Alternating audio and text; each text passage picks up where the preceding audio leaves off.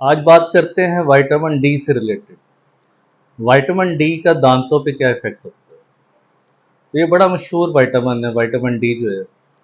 और सबसे यूनिक बात इसकी है कि हर बंदे या हर पर्सन को अवेलेबल है। नेचर ने इसे बगैर किसी खर्चे के सबको अवेलेबल किया हुआ है। सनलाइट एक बड़ा अहम सोर्स है विटामिन डी का। तो विटामिन डी से हमारे दांतों पे क्या क्या मसाइल पैदा होते हैं, उससे हम कैसे बचा जा सकता है, उसका क्या इलाज है, ये आज हम डिस्कस करेंगे। तो सबसे पहला और सबसे इम्पोर्टेंट इफेक्ट विटामिन डी का दांतों पे एनेमल हाइपोप्लेजिया है। एनेमल दांतों की बाहर वाली तह या कवरिंग होती है, एक परत भी कहते हैं, कोटिंग भी कहते हैं, सरफेस भी कह सकते हैं। अगर ये हाइपोप्लास्टिक हो यानी कि थिन हो, पतली हो, तो उससे क्या क्या मसाइल पैदा हो सकते हैं। सबसे पहले दांतों में कीड़ा लगने का अमल बहुत जल्दी हो जाएगा। टूथ डिके का प्रोसेस बहुत रैपिडली स्प्रेड करेगा। नंबर 2, दांतों पे सफ़ेद रंग के निशानात पड़ने लग जाएंगे। नंबर 3, दांत डिस्कलर हो जाएंगे, दांतों का पीलापन में इजाफा हो जाएगा।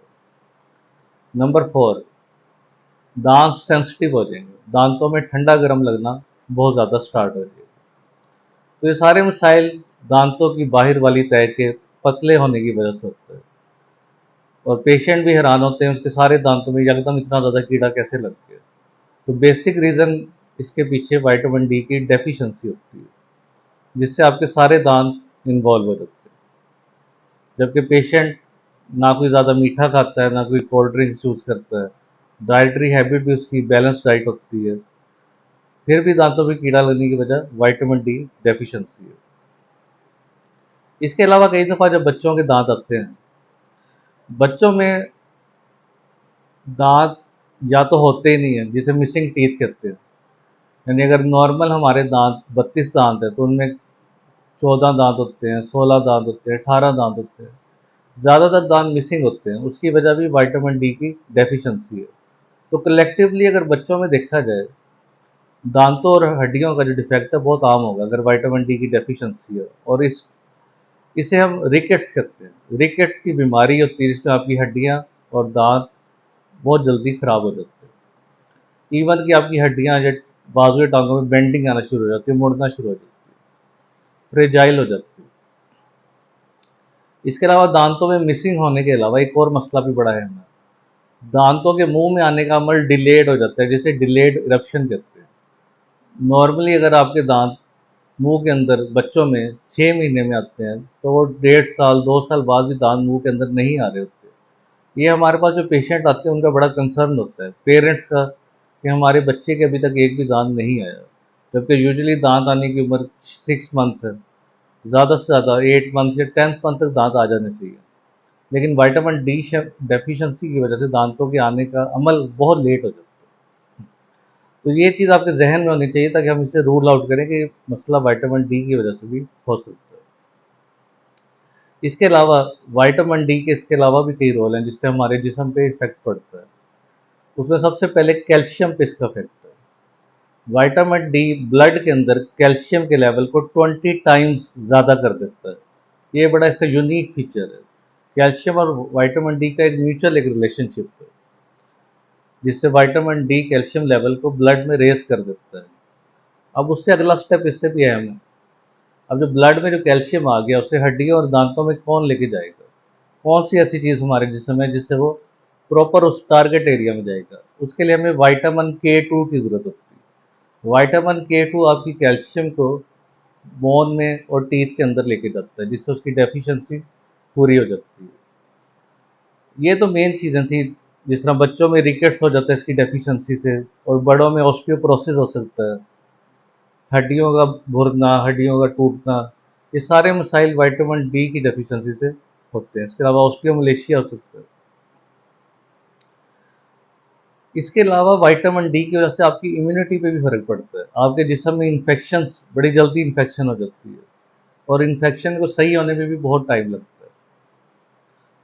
इसलिए आपको विटामिन डी की एक मखसूस मकदार लेनी बहुत ज़रूरी है। अगर वो आप नहीं लेंगे तो आपको बहुत प्रॉब्लम पेश आएगी। इसके अलावा हड्डियां आपकी ख़त्म होने लग जाती हैं, कमर में दर्द शुरू हो जाता है। लोअर बैक, कमर के निचले हिस्से में दर्द होने की वजह भी विटामिन डी डेफिशिएंसी की वजह से होती है, और हड्डियों का ख़त्म होना भी विटामिन डी डेफिशिएंसी की ही वजह से है।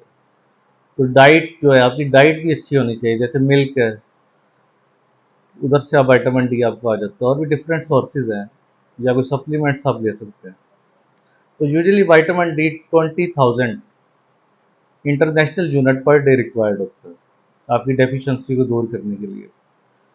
और विटामिन K2 जो है, ये 200 माइक्रोग्राम पर डे आपको चाहिए होता है। ये दोनों जब कम्बिनेशन में लेंगे तो आपके टारगेट एरिया जैसे हड्डियों और दांतों में कैल्शियम पहुंचेगा और उनकी कमी को दूर करेगा।